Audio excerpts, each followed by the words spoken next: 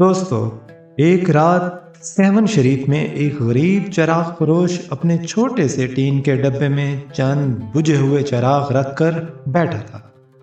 سارا دن گزر گیا مگر ایک بھی چراغ نہ بکا۔ غربت اور تھکن سے اس کی آنکھوں میں آنسو بھر آئے۔ اس نے آسمان کی طرف دیکھ کر کہا، یا اللہ، اگر رزق نہیں دینا تو کم از کم میرے دل کا بوجھ تو ہلکا کر دے۔ اسی وقت کسی نے اس کے کندھے پر ہلکا سا ہاتھ رکھا۔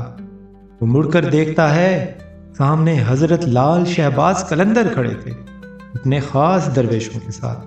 چراغ فروش گھبرا گیا، بولا، حضور، میرا چراغ تو بجھا ہوا ہے، اس میں روشنی کہاں؟ قلندر مسکرائے، چراغ ہاتھ میں لیا اور فرمایا، بیٹا، چراغ کی قیمت اس کی روشنی نہیں بلکہ اس ہاتھ کی نیت ہے جو اسے جلانا چاہتا ہے۔ پھر حضرت نے ایک چھوٹا سا دیا جلا کر اس بجھے ہوئے چراغ میں رکھا۔ چراغ روشن ہوتے ہی فضا میں نور سا پھیل گیا۔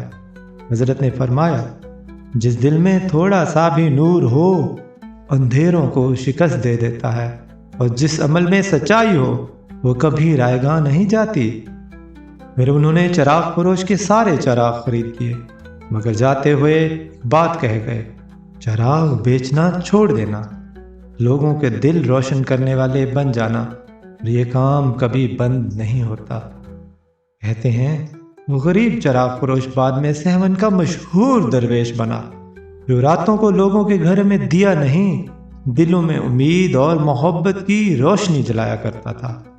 اور اسی لیے آج بھی لوگ کہتے ہیں، جہاں نیت پاک ہو وہاں چراغ خود بخود جل اٹھتے ہیں۔ جزاک اللہ۔